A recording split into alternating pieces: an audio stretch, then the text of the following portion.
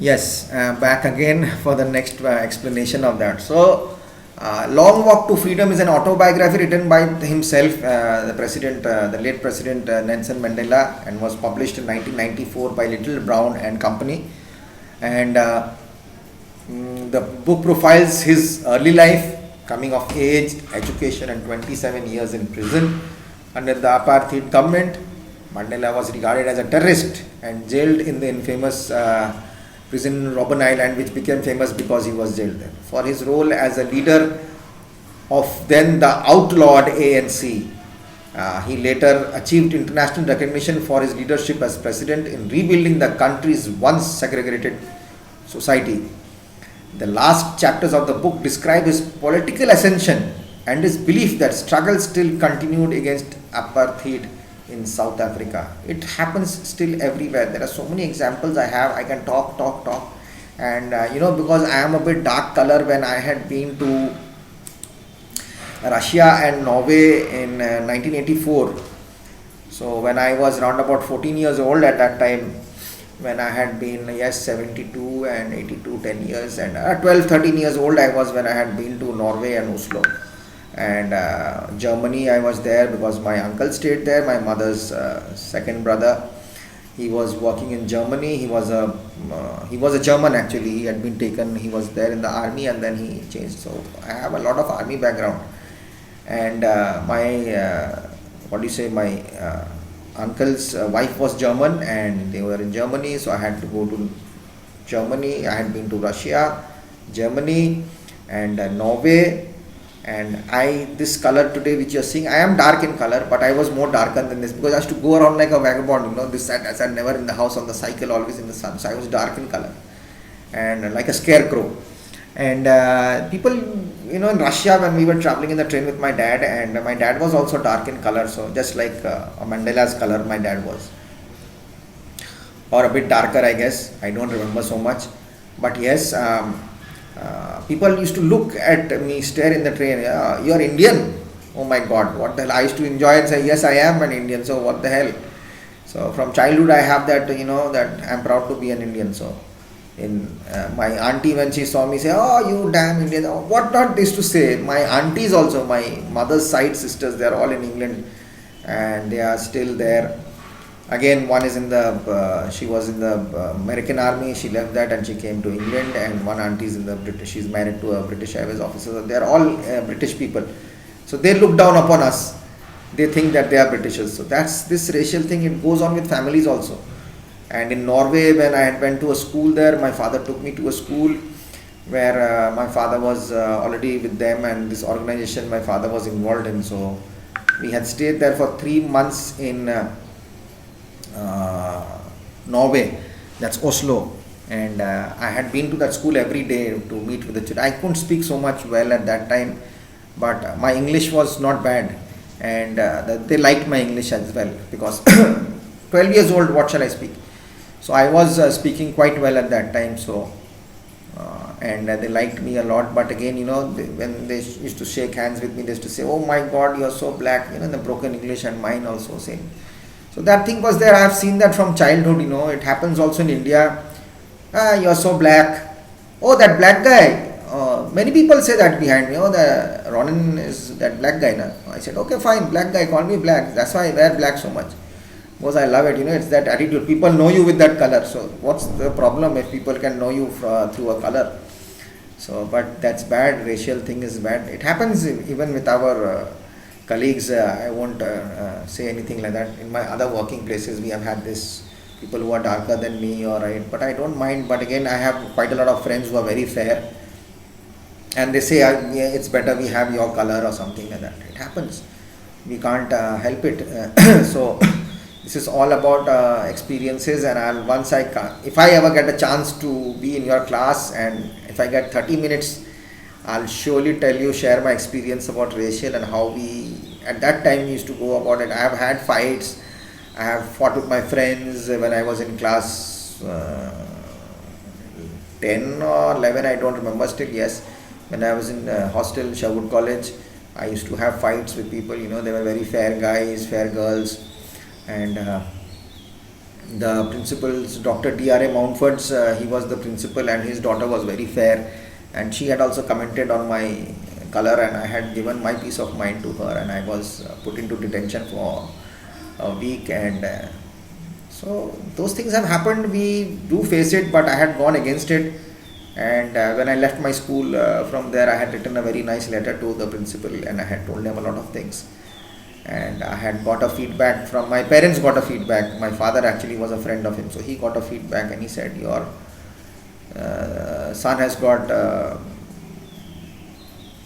great, he's got that attitude, to speak for himself, and so he knows how to fight his battle, so he's going to go a long way. But I guess I don't know how far I have come in life. But yes, I am happy, and I fight for everybody. I take a stand. That's my thing. If anyone is in trouble and I see that happening, I do take a stand. I don't take a step back. I take 5 steps forward. I'll just go, I'll close my eyes and I'll walk in. I don't care what's going to happen because we have to love each other. We have to be there for each and every person. In whatever way we can do, we have to help. So education does help a lot. I'm not a fool that I'm going to just go and jump into a well if there are 10 people standing with gun inside the well and shooting towards the top, and I'll go and jump in saying that I'm going to go and kill you. So by the time I reach there, I'll be getting 150 bullets inside me. So that's not it. So I know how to do it, and education does take it powerful. We don't need guns. If you have education, you have the zeal inside you, to create things. You can change the world. It's the faith within yourself. So it's all about that. So,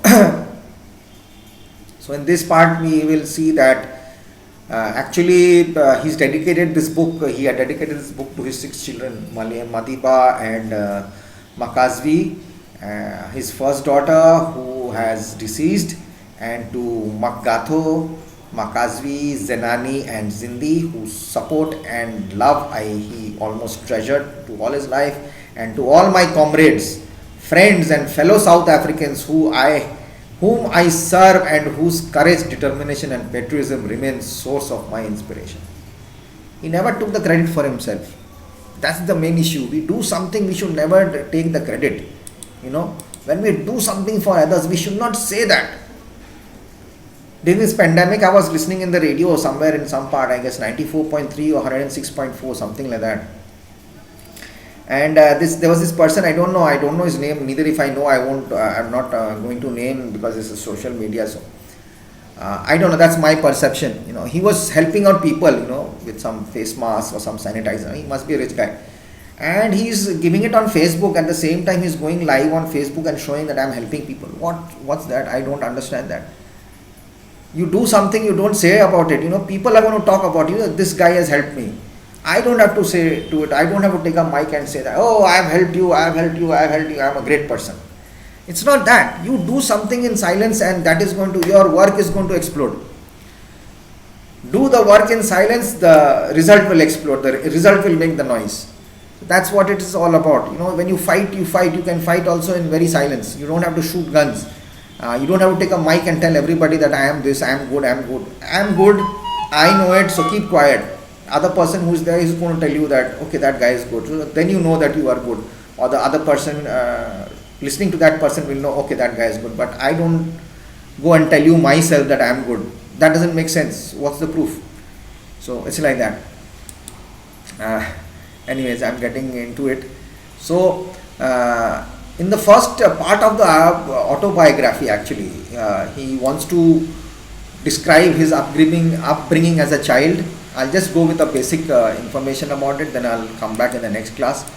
I have only a minute or so. So this is, it was dawn, it was bright and clear. Many world leaders had been coming to the author to pay respect to him. It was before the inauguration. The inauguration was to be the largest gathering of world leaders there. The place of inauguration was the ceremonies that took place in a big open building in Pretoria, that's South Africa. First democratic non-racial government was to be installed. The swearing in ceremony, it was a huge thing. Swearing in ceremony on the day the author was in company of his daughter Zenani. Mr. De Klerk was first sworn in as a second deputy president. Then Thabo Mbeki was sworn in as first deputy president. It was the author's turn then.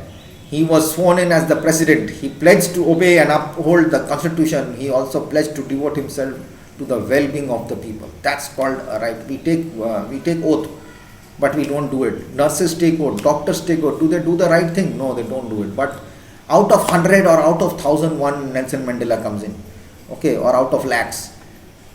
We should get inspired. We should try to do them. Everything has got, I don't know, I am getting too much emotional. Anyways, the author spoke of the newborn liberty.